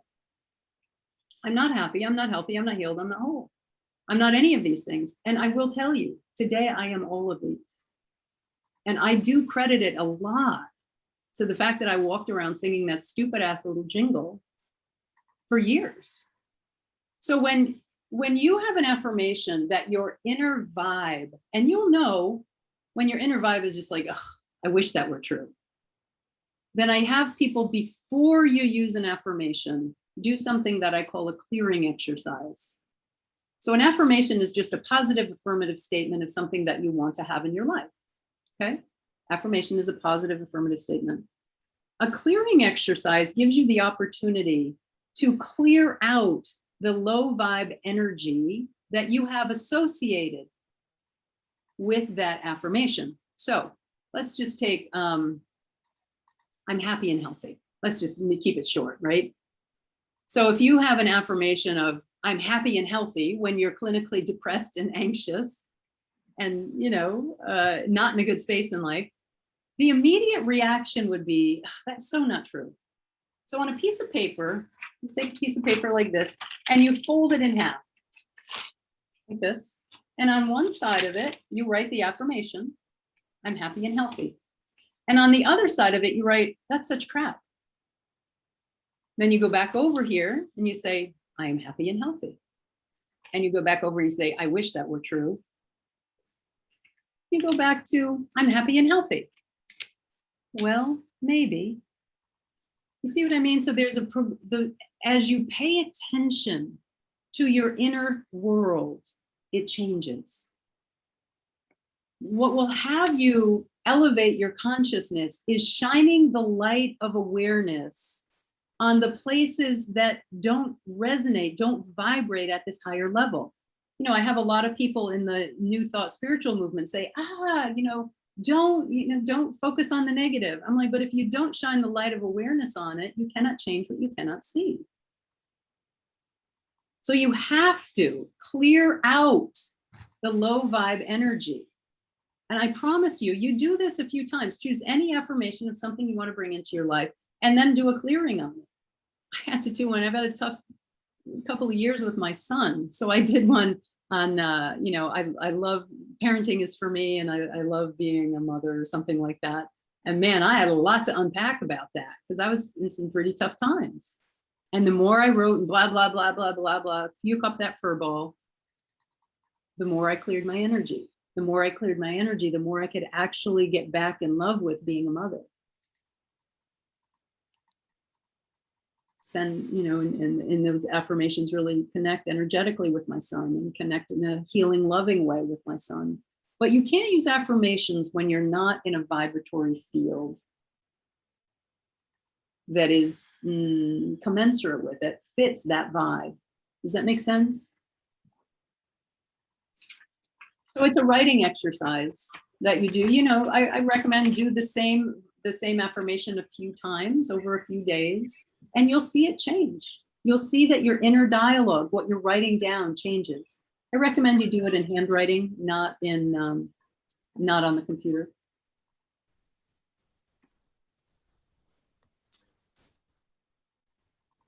I'm not going to do those right now. Jackie, Yeah, can I share my story of how I started to change my brain? please. So when I was getting sober 42 years ago, my life was a mess, similar to yours, a total mess. And I remember the point I got to when I was sick and tired of my own thinking.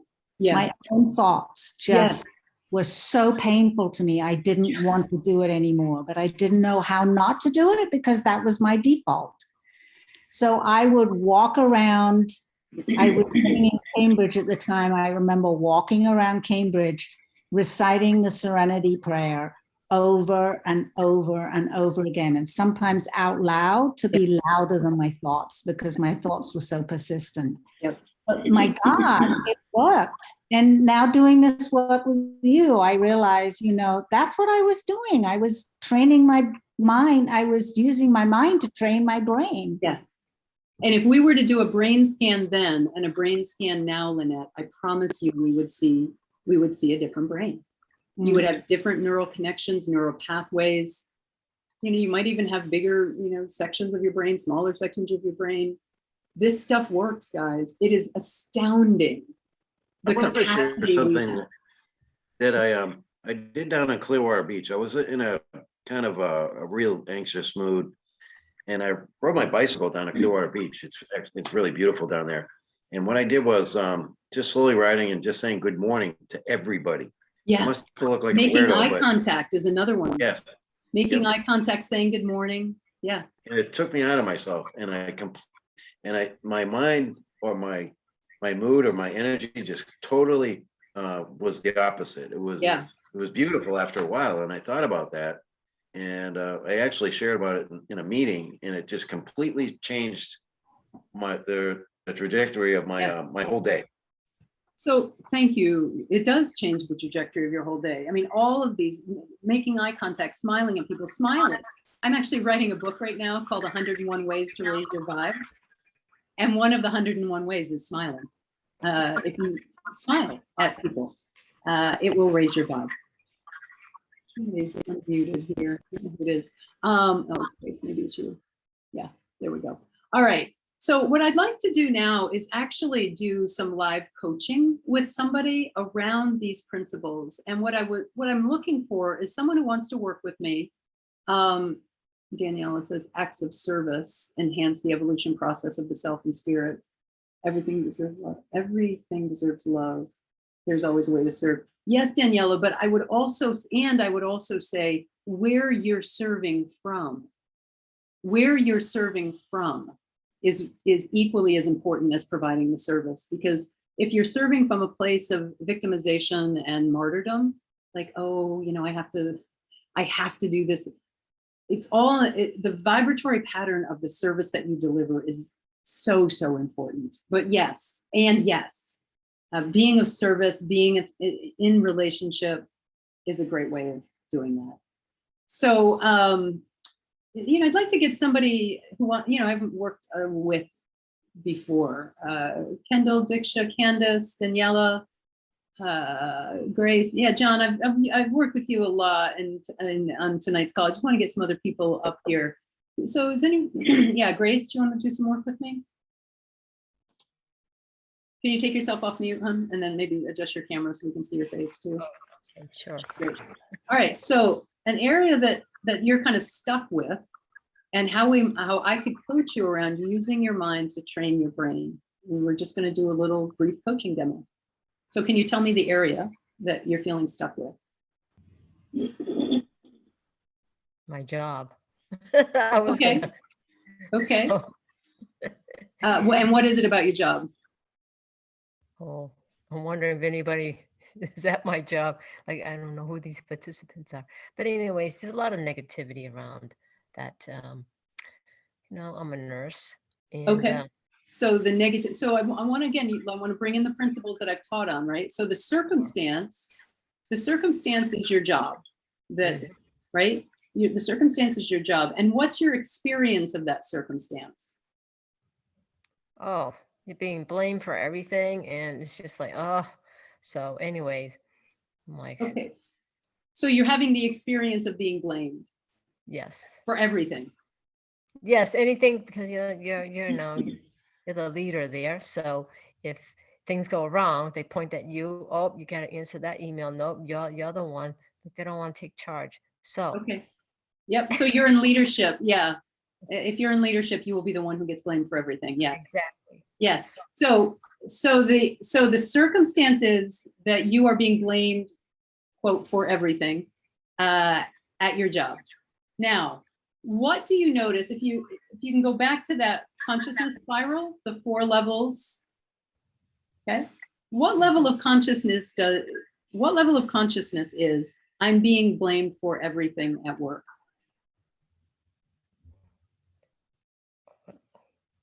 So I shouldn't take that. I could train my brain and say, no, that's not true. Or Okay. Well, hold on. I guess this isn't about just being Pollyanna, right? So Grace, from level 1 consciousness, from survival consciousness, they're blaming me for everything, and they always do that. So the problem is out there.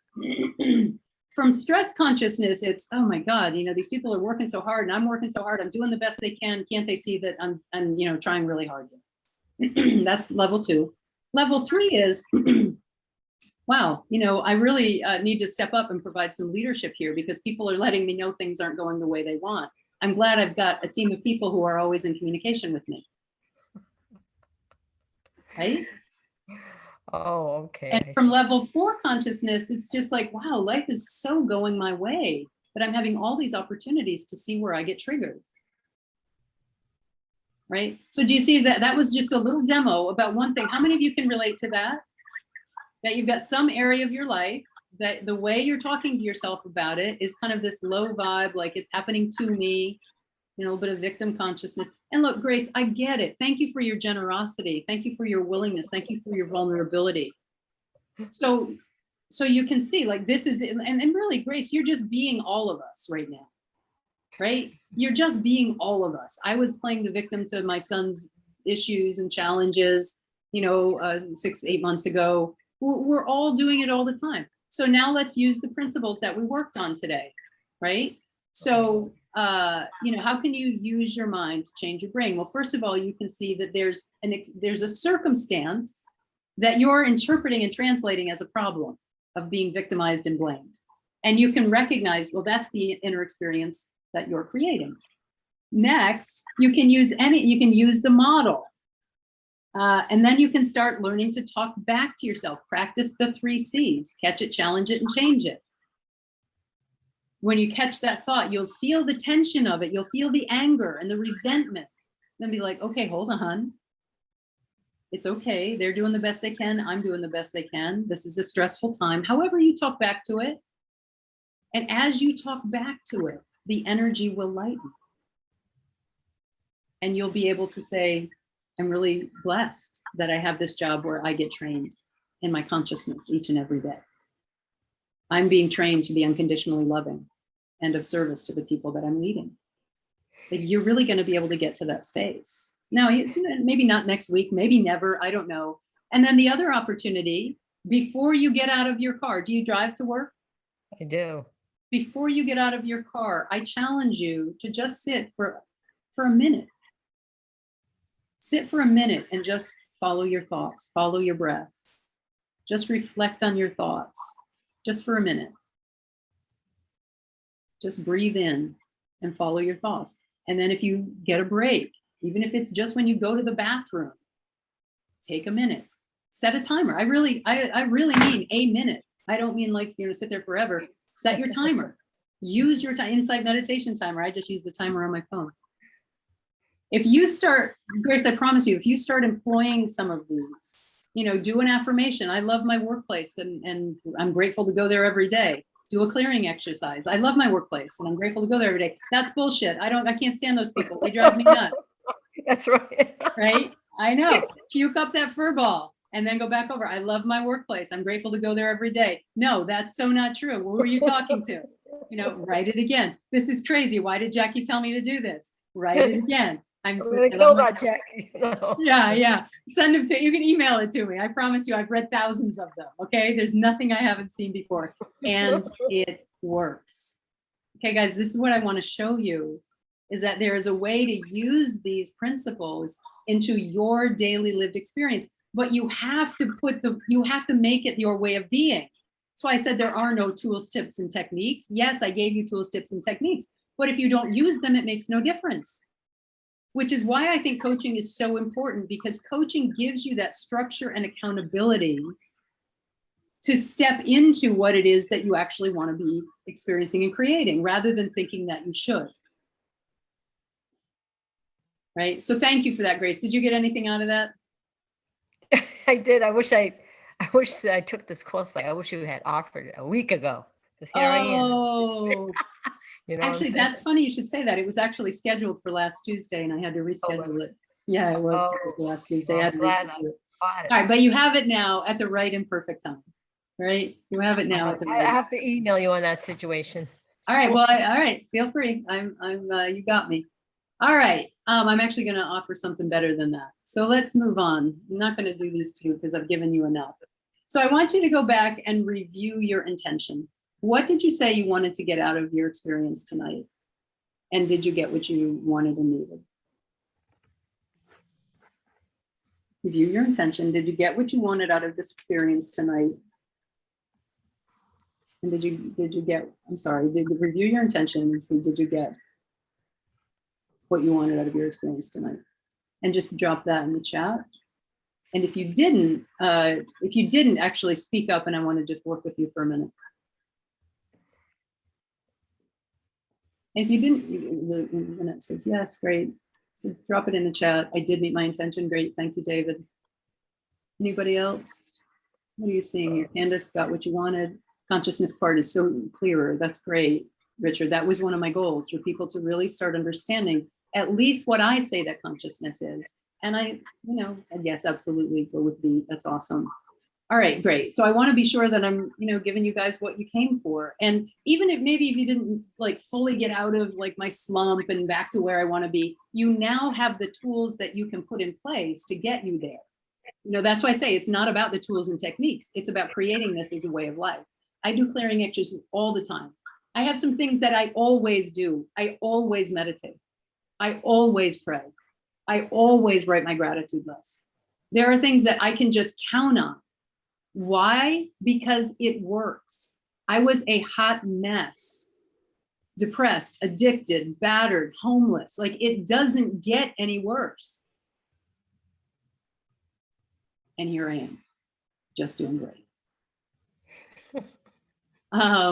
So Cindy says, mostly I had to help the kids during the clearing tools part. So I'll have to watch the replay. Yeah, you'll get the replay. Met my intention, understanding my introvert comfort zone is where my slumps of. Yeah, Kendall, I'm an introvert too, man. I so feel you on that. Despite my shitty internet, I still got some great tools. Great, awesome, John, glad to see that. All right, good. I'm glad you guys got what you came here for. So what I want you to do next, because I'm a coach, I want you to determine from what you've learned tonight, what you are going to actually do to put this into action in your life. It could be, I'm going to tell somebody about this webinar and share the replay with them. I'm going to watch the webinar again with my friend, my spouse, my business partner, whatever, and talk about it. I'm going to meditate every day for 1 minute because Jackie said she does it every day. And that's a great way to begin. Like, what is it that you're going to do as a committed action? And go ahead and drop that in the chat.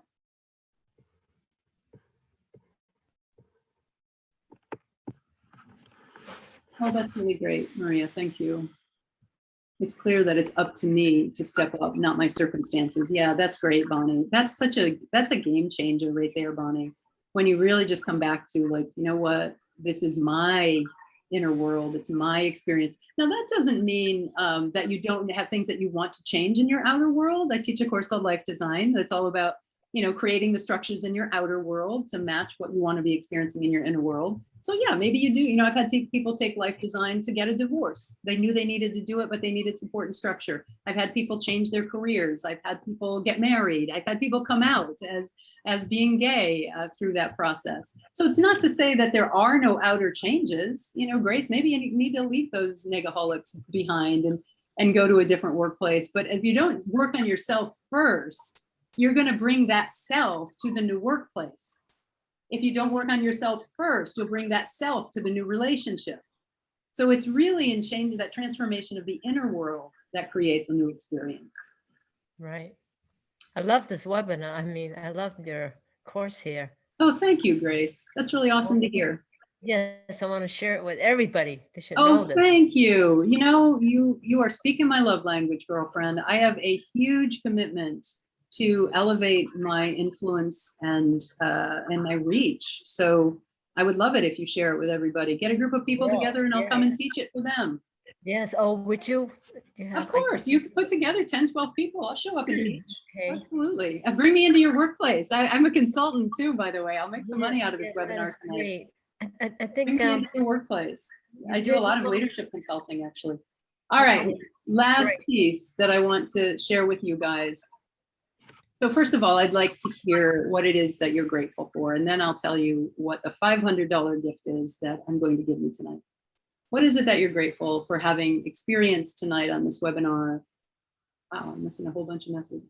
Oh, great. You've got your commitments. Commit to sharing this morning reflection, my values. I'm going to meditate. Awesome. So it's awesome to see you here. Use the 3 C's to support my relationship with my kids. Yeah, me too. Opportunity to catch my thoughts. It's great. So what committed actions do you guys have? Drop that in the chat.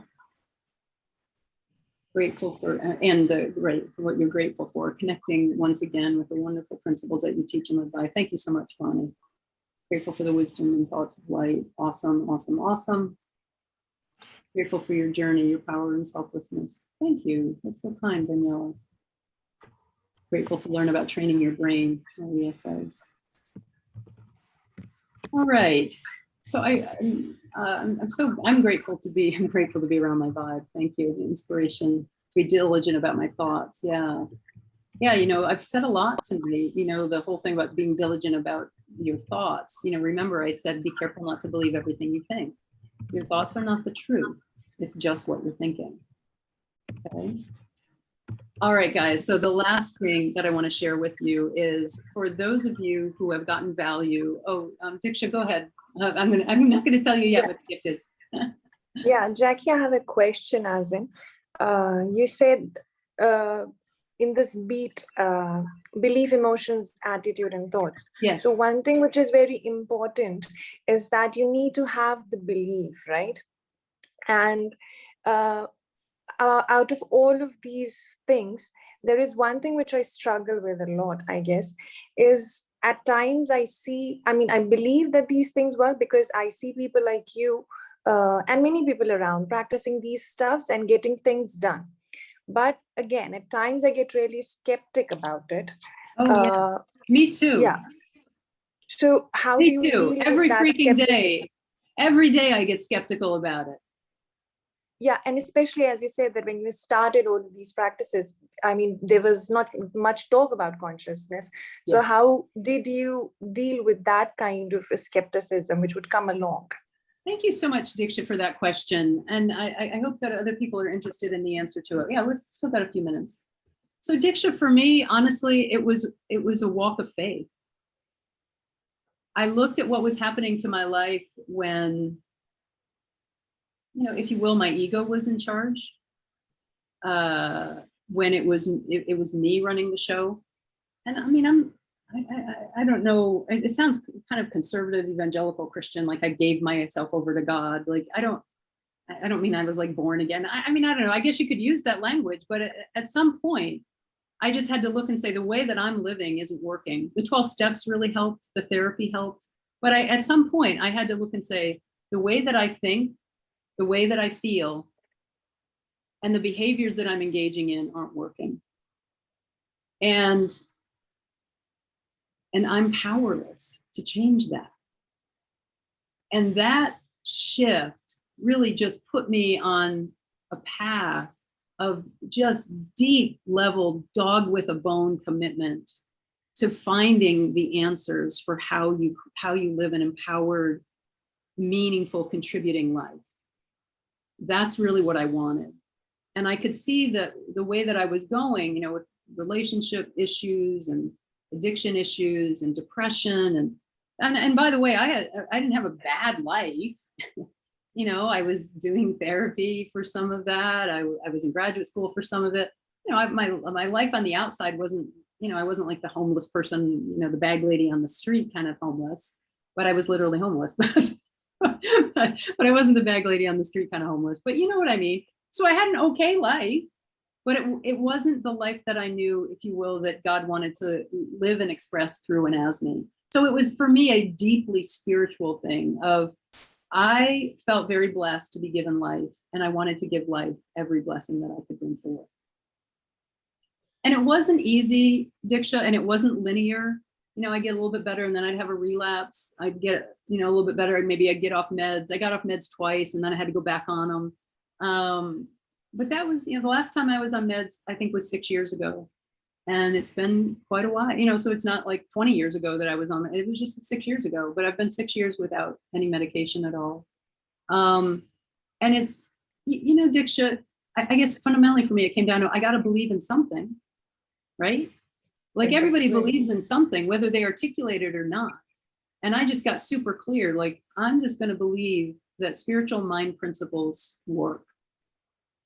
And that was, again, that was a long time ago, but now the science is backing it up, which I'm just like super excited about, because I've been reading spiritual mind principles, you know, for 30 years.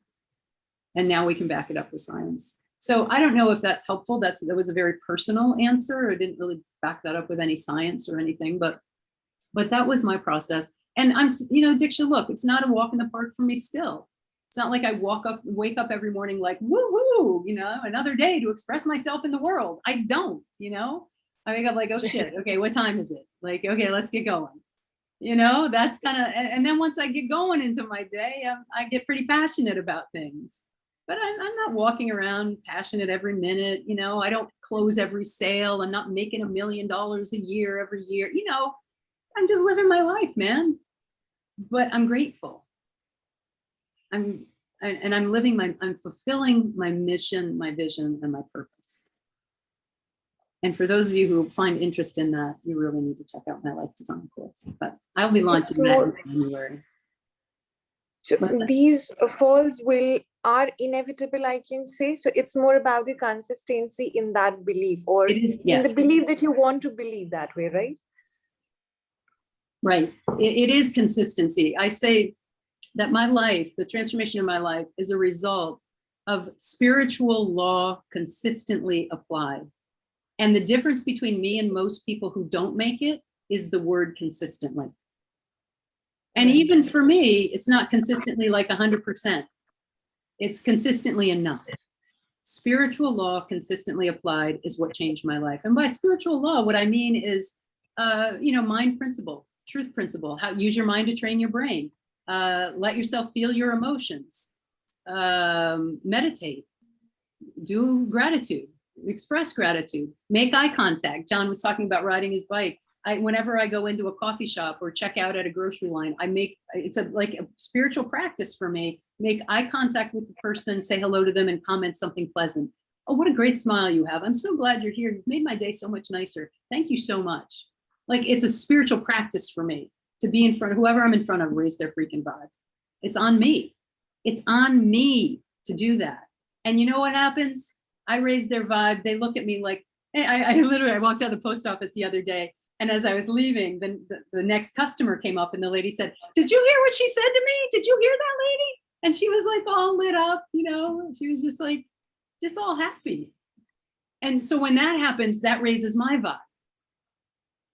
And the good continues. So awesome. All right, it is 8:59. I have 1 minute to tell you what the gift is. For those of you who are committed to spending some more time with me, I'm going to give you a $500 gift tonight. And you're like, what? $500 gift? She's going to bring a used car over? Or is she giving me her old computer? What is that?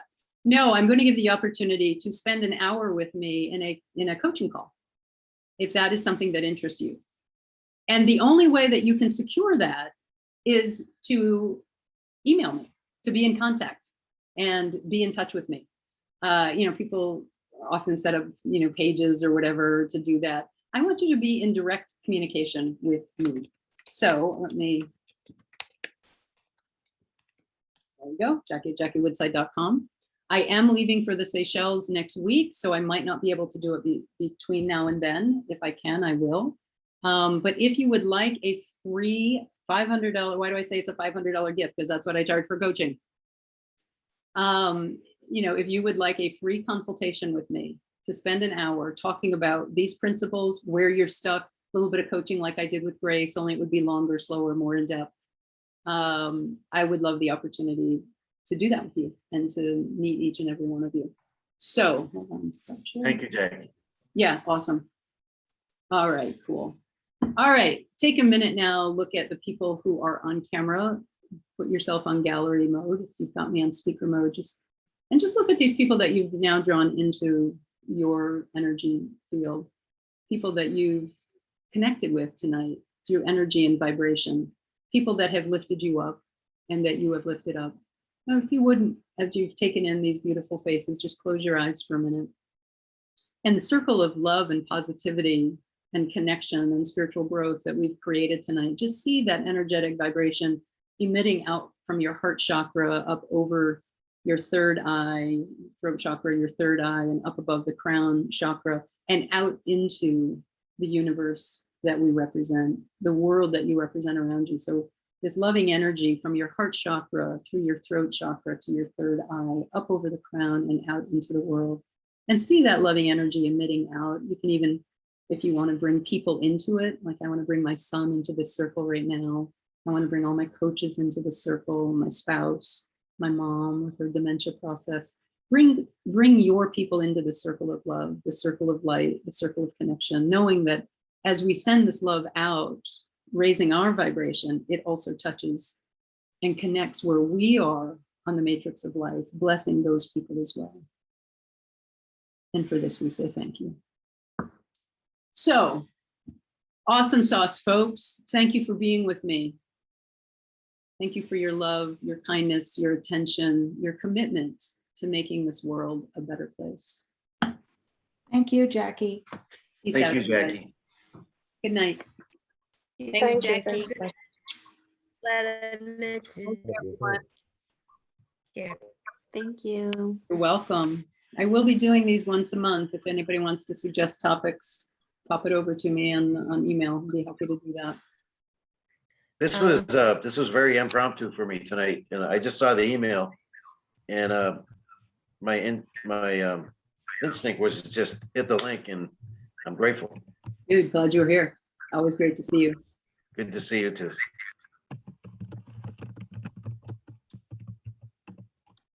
Thank you. You're welcome, Melissa. Thanks for hopping on. I know you just listened to me on Saturday, so it's nice to see you back. Yeah, it was good. Yeah, I enjoyed it. I'm glad you enjoyed it and hope you got something out of it. I most definitely did. Good. I'm Okay. glad. Yeah, Okay. Feel free to pop me an email. Jackie. I will. Thank you. Awesome. It's always a pleasure to be here with you, Jackie. Thank you, Always. Patricia. Love you. It's always delightful to see you. I look forward to seeing you on Thursday. too. Yeah. Which is a great course. Thank you. I'm having so much fun with it. Me Really. too. Yeah, I'm looking forward to teaching. Patricia's in my Money Vibe course, Money Vibe Mastermind group. And yeah, I'm looking forward to teaching that again. You know, I tell you guys the thing. Oh, wait, I have to turn the recording off. Hold on. Hold on. Where's my recording? Stop recording.